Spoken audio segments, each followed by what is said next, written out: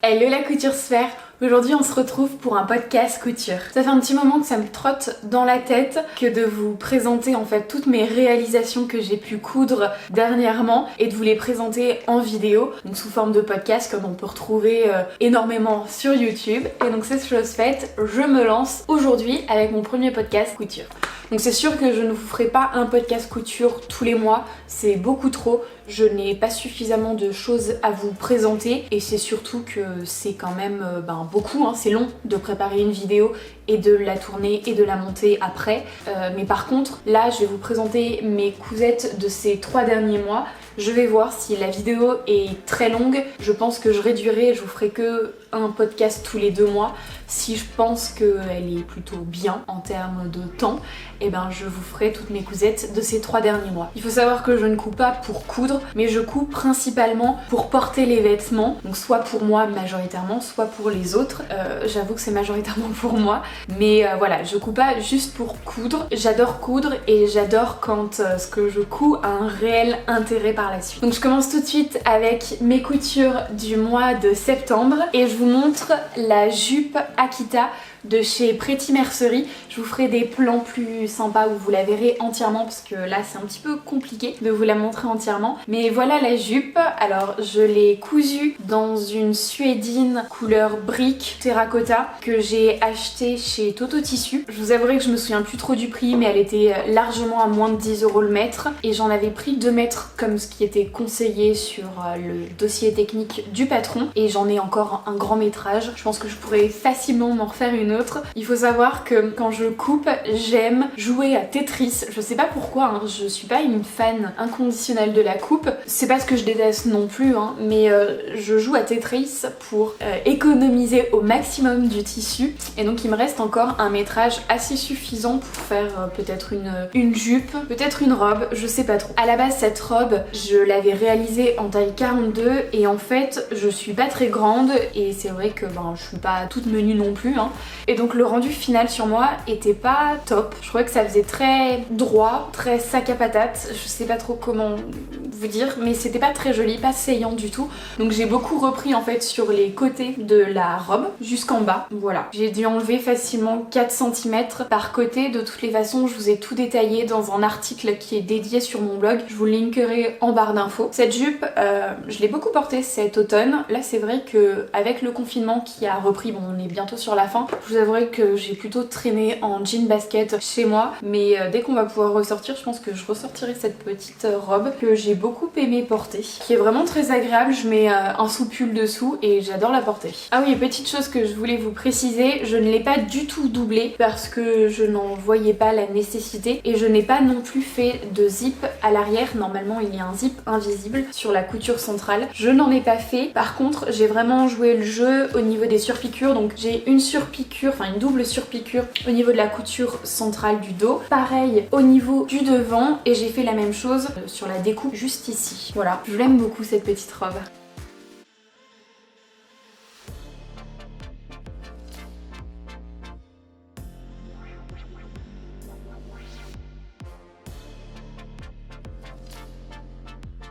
Ensuite j'ai réalisé le pantalon Alexa de la maison Victor, c'est l'édition mai-juin 2019. C'est pas le premier modèle que j'ai réalisé de cette édition. J'ai déjà fait la veste, le manteau Laura que j'avais réalisé dans un tissu imperméable rose et c'est tout ce dont j'ai réalisé, mais il y a pas mal de modèles très sympas dans ce modèle et du coup j'ai réalisé le pantalon Alexa qui est droit avec des plis, juste 2 plis sur le devant, des poches italiennes et puis après il est très droit au niveau des jambes, assez élégante je trouve. C'est pas forcément ce qui me met le plus en valeur. Une fois que je l'ai réalisé, je me suis rendu compte que les plis c'était ça donnait peut-être un petit peu trop de volume au niveau du haut. Il n'empêche que je l'aime beaucoup. Je l'ai réalisé dans un bleu marine, ce qui fait qu'il est très élégant, assez passe-partout. Et je l'ai réalisé en fait dans un crêpe de polyester qui vient de chez Benitex. En fait ils ont des coupons de 3 mètres de crêpe et je l'ai réalisé dedans. Donc c'est le bleu marine et je l'ai acheté ce crêpe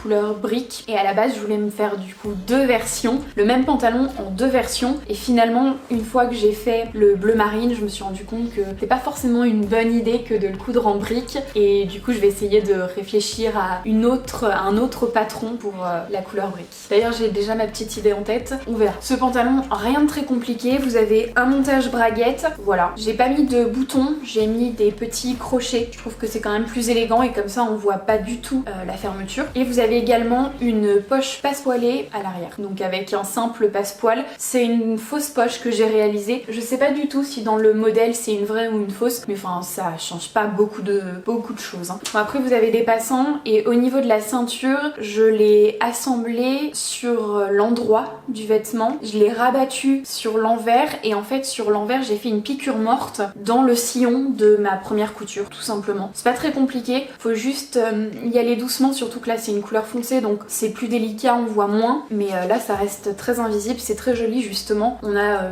très peu de surpiqûres visibles, enfin d'ailleurs mis à part la braguette en fait il n'y a aucune autre surpiqûre visible et c'est justement ça l'intérêt en fait, c'est que ça reste un pantalon très élégant, très habillé.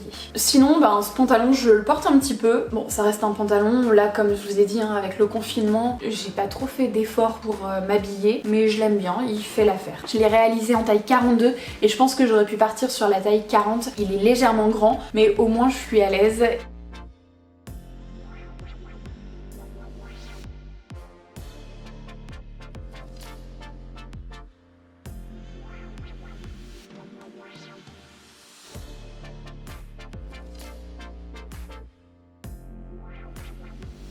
Et pour aller avec ce pantalon, j'ai réalisé un t-shirt. Alors c'est le premier t-shirt que je me suis cousu et il ressemble à ceci. Alors autant vous dire que des pièces techniques comme des manteaux, des pantalons, j'en ai cousu plusieurs. Mais alors un t-shirt, c'était la première fois que je cousais un t-shirt et je m'en suis moyennement bien sortie. En fait, tout va bien dans ce t-shirt, sauf l'encolure qui est vraiment pas terrible. Alors je sais pas si ça se verra en caméra et ça se voit pas trop quand il est porté. Sur le dos, ça devrait plus se voir. Mais en fait, ça fait un petit peu comme des petites fronces. L'encolure est pas terrible. Je sais pas, je me suis loupée. Bon, ça se voit pas beaucoup, franchement, c'est vraiment que du détail. Mais au moins, je sais ce qu'il faut que je fasse, que je modifie pour les prochaines fois. Et d'ailleurs, les prochaines fois sont très bien réalisées. Et donc, ce modèle, je l'ai réalisé grâce aux tendances couture numéro 32. Et donc, en fait, les tendances couture font vraiment pas rêver, mais je les trouve assez sympas pour des basiques, pour des bonnes pièces. Et dans celui-ci, il y avait plein de petites pièces assez sympa et je trouve que le gros avantage en plus de ça c'est que avec un modèle, avec un patron, il vous donne plusieurs versions et ça c'est assez sympa. Donc là moi c'est ce t-shirt là que j'ai réalisé et vous l'avez avec une basque qui est froncée, enfin avec une double basque qui est froncée, donc c'est très sympa. Là c'est vraiment pas un t-shirt qui est cintré, c'est une coupe plutôt droite et c'est vraiment ce que j'avais envie. Je l'ai réalisé du coup dans la taille 40 je crois, je sais plus, mais oui ça doit être du 40. Je n'ai pas fait de finition au niveau des manches et ni du bas en fait, j'ai juste laissé bord franc et vu que c'est un jersey qui roulotte, c'est parfait, il s'effiloche pas du tout, il roulotte et c'est vraiment l'effet que je voulais. Ça donne un côté très décontracté on va dire, surtout qu'il est coupe droite donc ça va parfaitement avec. Et je l'ai réalisé dans un jersey que j'ai acheté chez Mondial Tissu qui date de cette année, de cet automne-hiver. Voilà, un petit peu ocre je dirais, qui est assorti à mon t-shirt, enfin à mon pull plutôt. Et voilà, j'ai pas grand chose de plus à vous dire, c'est un t-shirt basique. Je pense très sincèrement que je me referai ce patron dans différents tissus. Faut juste que je trouve des jerseys qui me plaisent. Voilà.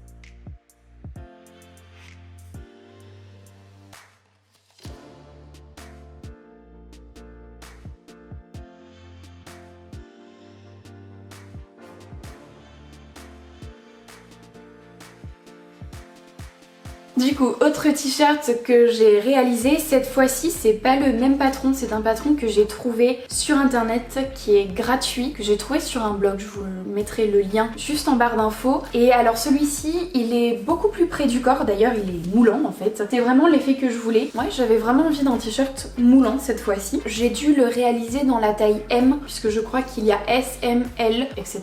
Donc j'ai dû le réaliser dans la taille M, c'est même sûr. Je l'ai réalisé dans un jersey qui vient de chez Diffuse Laine que j'ai acheté pendant nos vacances d'été à Saint-Nazaire et je le trouvais beaucoup trop mignon ce petit jersey. D'ailleurs je trouve que ça va bien ensemble ces deux tissus et les deux en fait, les deux t-shirts vont très bien avec mon pantalon, donc c'était un peu le but escompté, c'est d'avoir des t-shirts qui vont avec le pantalon que je me suis réalisé, mais qui vont également avec plein d'autres vêtements, avec un jean noir, bleu, voilà. Pour le coup celui-ci j'ai fait une finition au niveau des bas de manches, mais je n'en ai pas fait au niveau du bas du vêtement. En fait il faut savoir que les t-shirts majoritairement sont rentrés dans mes pantalons, ce qui fait que le bas des t-shirts, si je n'en fais rien, si je laisse bord franc, c'est très bien aussi, je m'embête pas et voilà. J'ai pas grand chose à dire pour le coup, j'ai beaucoup mieux réalisé l'encolure de celui-ci puisque j'avais un peu compris comment ça fonctionnait, la bande fallait qu'elle soit plus petite mais pas non plus trop petite. C'est un peu le problème que j'ai rencontré sur le précédent, c'est que ma bande était beaucoup trop petite, ce qui fait que mon encolure était trop plissée par rapport à ma bande d'encolure. Là c'est pas du tout le cas et d'ailleurs je l'ai plaqué à la double aiguille pour bien que le bord reste en place et c'est très joli. J'ai réussi à dompter la double aiguille,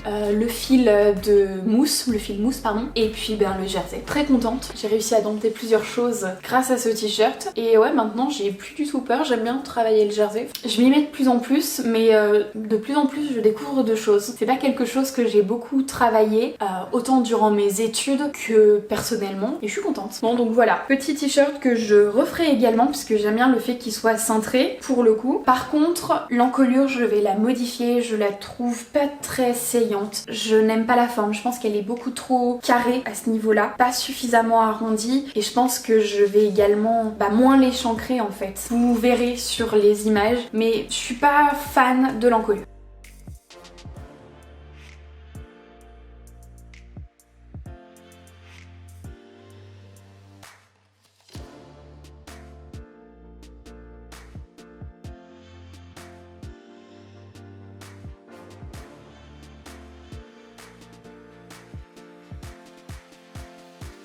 Alors si vous ne le saviez pas, et je vous le dis, j'ai créé ma marque de patron de couture il y a quelques mois, 3-4 mois. J'ai déjà 2 patrons sur mon site internet et j'en ai sorti un 3e la semaine où je vous tourne ce podcast et ça tombe bien puisque je peux vous montrer les quelques versions que j'ai pu réaliser avec ce patron. Donc j'ai sorti la jupe Adèle qui est très versatile. Donc j'ai réalisé la version trapèze mini jupe, donc dans un velours rose. Et donc pour cette version j'ai un petit peu pimpé les poches. J'ai fait une forme de cœur que je trouve super mignon. J'ai juste doublé le haut de la poche pour avoir cette jolie forme arrondie et puis après le bas voilà il est pas du tout doublé. Je les ai plaqués classiquement au même emplacement que les poches que vous avez sur le modèle et puis voilà, je me suis bien amusée. Ce velours je l'ai acheté chez tissu.net, il date un petit peu, je l'ai acheté l'an passé. J'avais fait une salopette dedans et en fait, et je sais pas pourquoi il a pas très bien tenu au niveau des surjets, donc dans cette salopette j'ai redécoupé une jupe pour réutiliser ce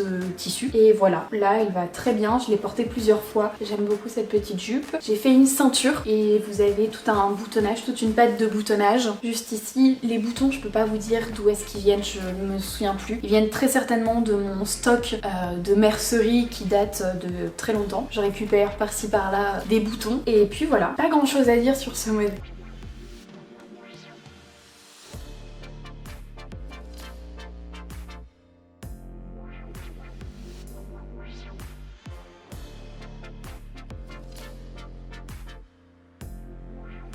Autre version de la jupe Adèle, cette fois-ci j'ai tourné le tuto vidéo, c'est celle-ci. C'est la jupe trapèze également. Alors celle-ci c'est pas du tout ma taille donc vous ne la verrez pas portée, elle est trop grande, c'est la taille 46 que j'ai tournée dans le tuto. Et alors là c'est le modèle assez basique, vous avez seulement 2 poches, je sais pas si on les voit bien, j'ai essayé de faire les raccords de motifs donc ça risque d'être très discret, mais en fait vous avez 2 poches forme arrondie sur le devant. On a également les pinces de devant, les pinces de dos. On est pareil sur une version courte de la jupe et donc j'ai juste mis un zip sur le côté, un zip invisible. Alors il est pas très bien assorti au tissu, en fait si, il est kaki, mais c'est vrai que la dominance du tissu est plutôt un peu rose bordeaux, mais en fait il est tellement invisible qu'on ne le voit pas, donc c'est pas trop dérangeant, voilà. Et pour cette version je n'ai pas mis de ceinture, en fait elle remonte au maximum et j'ai juste poser en fait un enforme. Donc au niveau du haut, il est cousu l'enforme avec la machine à coudre et ensuite il est rabattu sur l'envers et j'ai fait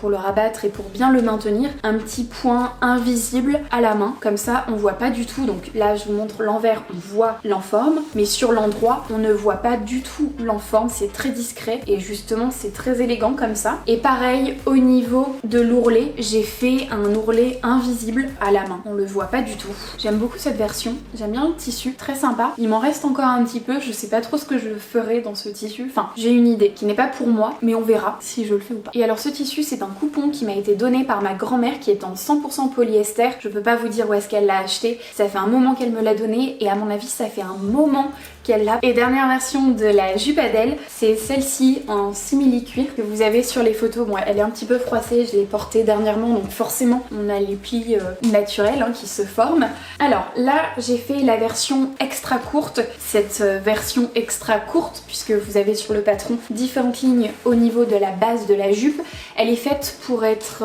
mise avec le volant. Donc voilà, c'est celle-ci avec le volant. Donc vous avez deux pinces sur l'avant, deux pinces dans le dos. Et donc vous avez également un zip visible que j'ai acheté sur Mercerie Extra. La plupart de mes fournitures, de mes merceries en ce moment viennent de chez eux puisque j'ai passé une grosse commande que je vous ai montré d'ailleurs sur Instagram. Et n'hésitez pas à me rejoindre sur Instagram. Qu'est-ce que j'ai fait de plus? Je n'ai pas fait de finition ni au niveau du haut ni au niveau du bas de la jupe, tout simplement parce qu'on est sur un simili cuir et que ce n'est pas un tissu qui s'effiloche. Donc j'ai fait attention lorsque j'ai coupé d'avoir des jolies lignes bien nettes pour pas avoir de finition à faire. Donc on fait bien des points d'arrêt solides puisque sinon la couture risque de partir puisqu'il n'y a pas de finition de bord. Et puis voilà, je l'ai laissé tel quel. Alors sur la version rose et sur celle-ci, je les ai réalisées en taille 40 puisque c'est ma taille, correspond au barème de mesure. Et j'aime bien le fait que ce patron soit ultra versatile parce que vous voyez toutes les versions que j'ai pu réaliser sont totalement différentes les unes des autres et tout ça grâce à un seul patron, donc c'est vraiment très intéressant. Je me fais un peu d'auto-promo quand même. Du coup le simili cuir de cette jupe vient de chez Mondial Tissu. En fait j'avais acheté deux coupons, c'était des petits coupons, je pense qu'ils devaient faire peut-être 60 cm en longueur maximum et je suis pas sûre qu'ils étaient sur une laise entière. Je peux plus trop vous dire, mais ils étaient à 3 € le coupon, donc j'en ai pris deux et j'ai réussi largement à faire rentrer cette jupe qui ne consomme pas beaucoup de tissu. Le plus, on va dire, consomme de tissu, c'est les volants puisqu'en fait ils sont vraiment en forme de volant avec des godets.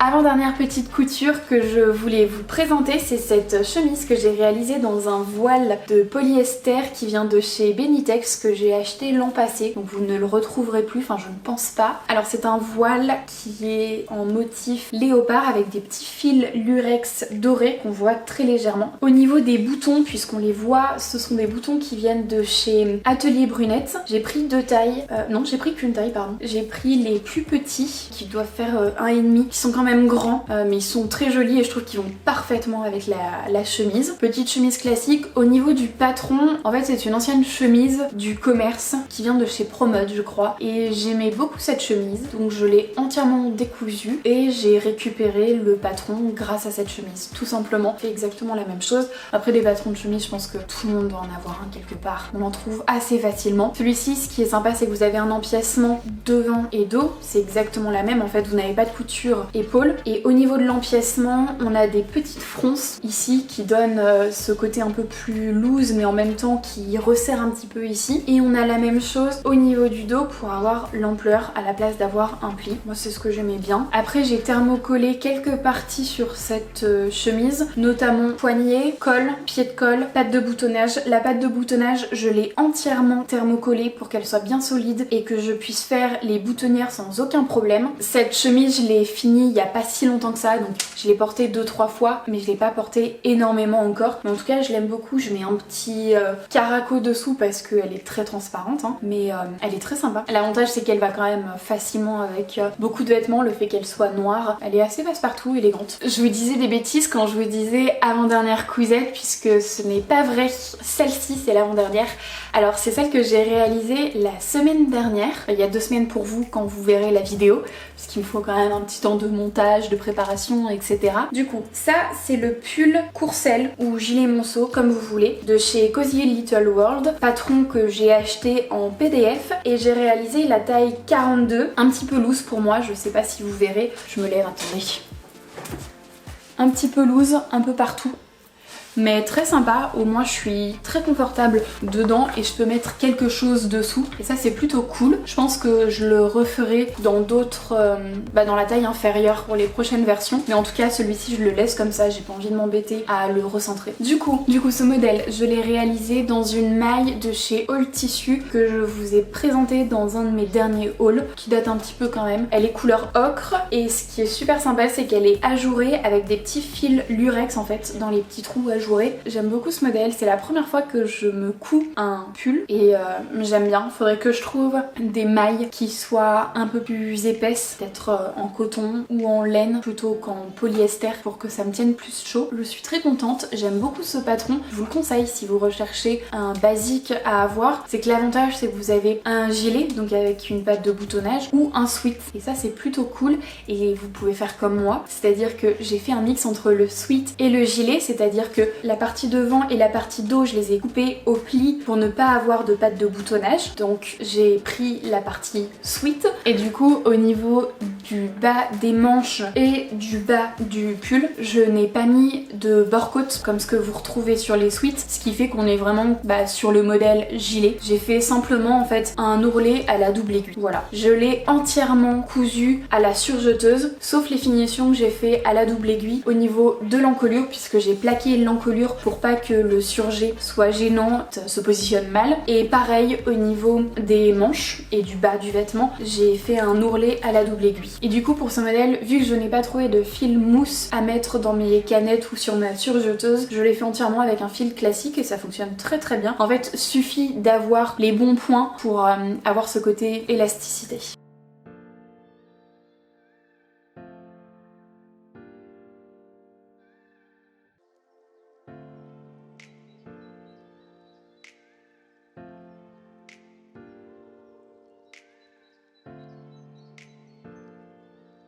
Et du coup, dernière petite chose que j'ai cousue, et d'ailleurs je n'ai pas totalement terminé, mais ce sera fait incessamment sous peu, et très certainement dans la journée où je vous filme tout ça, c'est une petite parure que je me suis faite. Alors, comment vous montrer tout ça? Déjà, je vais commencer avec ceci. Ce sont des petites chaussettes que j'ai réalisées grâce au patron Artisan. Elles ont fait un live il n'y a pas très longtemps, il y a quelques semaines, un mois grand maximum, pour vous présenter comment faire des chaussettes. J'ai réalisé mes petites chaussettes. J'ai réalisé en fait la version haute et j'ai mis un petit galon de dentelle, enfin un petit, pas si petit que ça, que j'ai trouvé sur Amazon je crois. Ouais, je crois que c'est ça. Ça date d'il y a très longtemps. Il fallait que je l'utilise quand même. Donc je l'ai utilisé pour ça et j'ai réalisé du coup mes chaussettes dans une panne de velours que j'ai acheté chez Mondial Tissu il y a pas très longtemps. Très très sympa. J'ai dû réaliser la taille 38 et j'ai tout cousu à la surjeteuse sauf le galon de dentelle. En fait j'ai assemblé ici à la surjeteuse et après j'ai positionné un petit élastique avec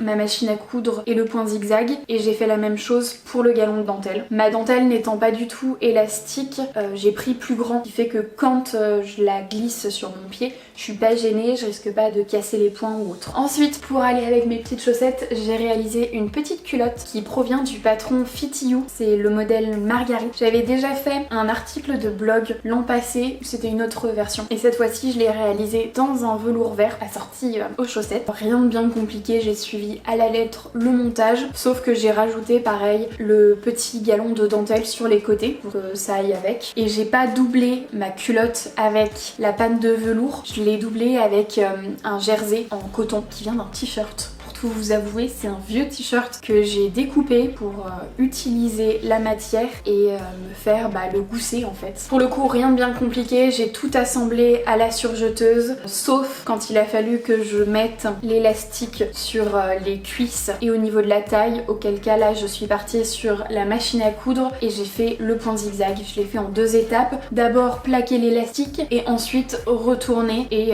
plaquer tout ensemble quoi, prendre un sandwich et ne plus voir l'élastique. Et très très bien, je vais voir si je suis à l'aise dans ces culottes, enfin dans cette culotte. Si j'aime bien, je vous avouerai que je referai d'autres versions parce que j'ai plein de jersey, plein de chutes de jersey et ça peut être très sympa que de me faire un peu de lingerie pour moi. Et du coup là c'est la dernière chose que je n'ai pas terminée, c'est le soutien-gorge bohème que j'ai réalisé pareil dans le velours vert. Alors vous verrez pas grand chose et c'est compliqué de vous montrer. Là vous avez les bonnets et la bande sous poitrine qui n'est pas entièrement cousue, qu'il faut que je ferme et après je dois mettre les bretelles. C'est tout ce qui me manque. Je dirais qu'en 1 heure de travail ça devrait être terminé. Et en fait pour ce modèle j'ai suivi un hack, je vous mettrai toutes les références. C'est un hack que j'ai trouvé sur Instagram, rien de bien compliqué, suivez le hack, tout est très très bien expliqué pour pouvoir en fait glisser de la dentelle au niveau des bonnets et je trouve ça très élégant. Moi j'ai glissé du coup la même dentelle, seul problème par rapport aux filles qui ont fait le hack, c'est qu'elle est pas élastique, donc je vais voir ce que ça donne au niveau du tombé. J'espère, normalement ça devrait plutôt bien aller. Faut voir si ça épouse correctement, je pense que c'est surtout ça le problème, c'est est-ce que ça va épouser correctement la poitrine ou pas. Voilà. Au niveau de la mercerie, tous les élastiques, tous les petits anneaux, toute la petite mercerie spéciale lingerie, je la trouve sur Mercerie Extra. Du coup ouais, comme je vous disais, j'ai passé une grosse commande il y a pas si longtemps que ça et